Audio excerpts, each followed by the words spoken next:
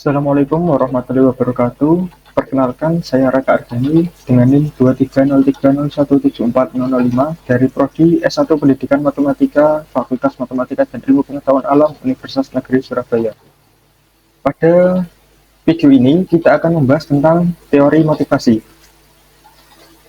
Apa itu motivasi? Motivasi didefinisikan sebagai proses internal yang mengaktifkan, memandu, dan mempertahankan perilaku sepanjang waktu.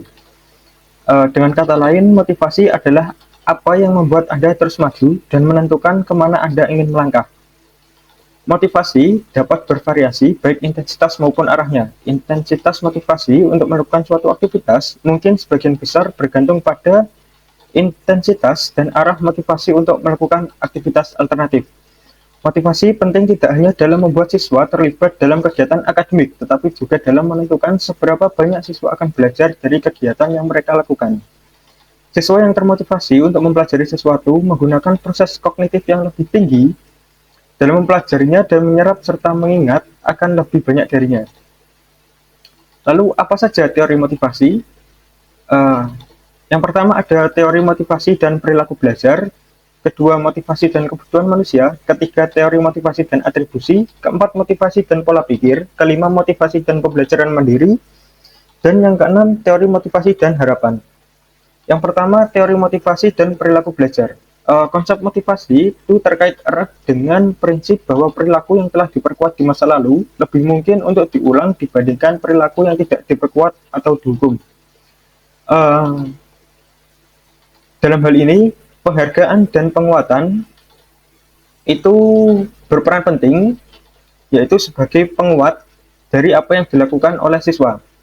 Yang kedua adalah menentukan nilai insentif. Nilai motivasi dari suatu insentif tidak dapat diasumsikan karena mungkin bergantung pada banyak faktor. Terkadang satu jenis motivasi dengan jelas menentukan perilaku. Di lain waktu, beberapa motivasi yang mungkin saling bertentangan berpengaruh. Kemudian motivasi dan kebutuhan manusia. Motivasi dapat dianggap sebagai dorongan untuk memuaskan kebutuhan, seperti kebutuhan akan makanan, tempat tinggal, cinta, dan pemeliharaan harga diri yang positif. Setiap orang mempunyai tingkat kepentingan yang berbeda-beda terhadap setiap kebutuhannya. Hierarki kebutuhan Maslow.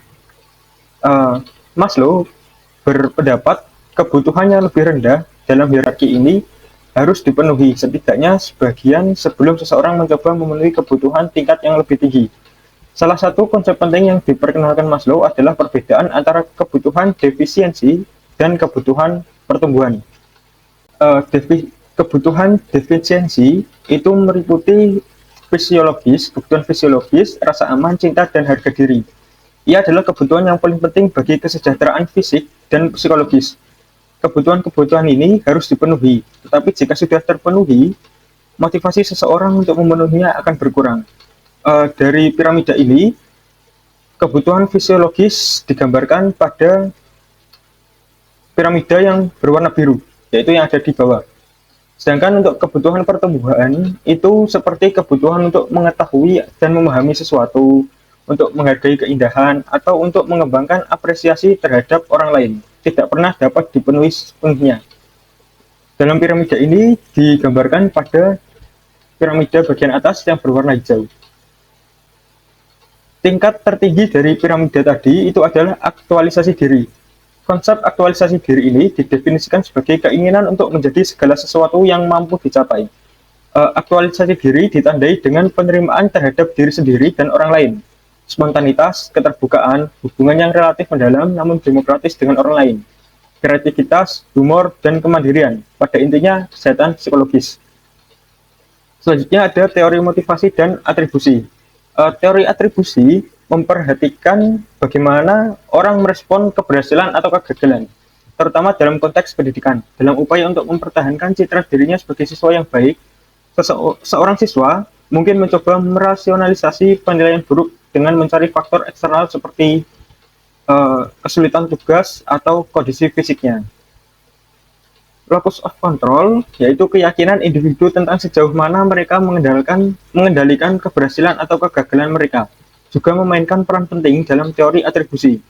Individu dengan locus of control internal cenderung mempercayai bahwa usaha atau kemampuan mereka sendiri menentukan hasil.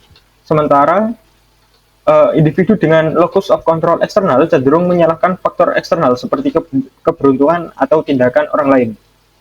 Teori ini membantu pendidik memahami bagaimana siswa merespon umpan balik dan bagaimana memberikan umpan balik yang efektif untuk meningkatkan motivasi belajar siswa.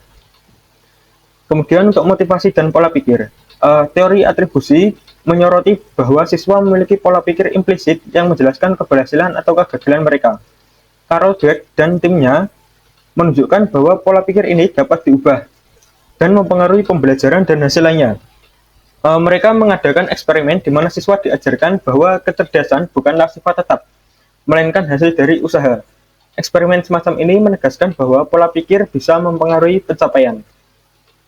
Selanjutnya, motivasi dan pembelajaran mandiri. Motivasi dalam pembelajaran mandiri ini berkaitan erat dengan tujuan seseorang ketika seseorang memiliki motivasi tinggi untuk mempelajari sesuatu. Maka, mereka akan mengatur pembelajarannya, melaksanakan rencana pembelajaran, dan menyimpan informasi yang mereka peroleh. Beberapa sumber dari motivasi adalah yang pertama penguatan diri, kemudian ada pemodelan sosial, selanjutnya penetapan tujuan, dan terakhir umpan balik. Kemudian di teori motivasi dan harapan, Atkinson merumuskan bahwa motivasi itu adalah hasil perkalian dari persepsi probabilitas keberhasilan dikali dengan nilai insentif keberhasilan. Jadi teori ini menjelaskan bahwa motivasi seseorang untuk mencapai sesuatu bergantung pada harapan mereka akan imbalan. Teori ini menunjukkan bahwa motivasi orang bergantung pada hasil estimasi mereka terhadap peluang keberhasilan dan nilai yang mereka tempatkan pada kesuksesan. Implikasi dalam teori ini adalah tugas-tugas bagi siswa tidak boleh terlalu mudah, juga tidak boleh terlalu sulit. Jika siswa percaya bahwa mereka dapat mendapat nilai A dengan mudah, maka motivasi mereka tidak akan maksimal. Begitupun sebaliknya. Kemudian faktor apa yang mempengaruhi motivasi siswa? Salah satu jenis motivasi pendidikan yang paling penting adalah motivasi berprestasi, atau kecenderungan umum untuk berjuang mencapai kesuksesan dan memilih aktivitas keberhasilan atau kegagalan yang berorientasi pada tujuan. Siswa yang memiliki motivasi berprestasi ingin dan berharap untuk berhasil. Ketika gagal, mereka melipat gandakan upayanya hingga berhasil. Motivasi dan orientasi tujuan. Ada dua orientasi tujuan siswa, yaitu yang pertama orientasi belajar, dengan melihat tujuan sekolah sebagai memperoleh kompetensi dalam keterampilan yang diajarkan. Jadi ketika nanti ada hambatan, mereka akan cenderung untuk terus mencoba dan memotivasi serta kinerja mereka mungkin justru meningkat. Sedangkan untuk siswa yang berorientasi kerja, itu mereka berusaha untuk mendapatkan penilaian positif atas kompetensi mereka. Mereka cenderung menjadi putus asa dan kinerja mereka akan sangat terhambat saat ada hambatan.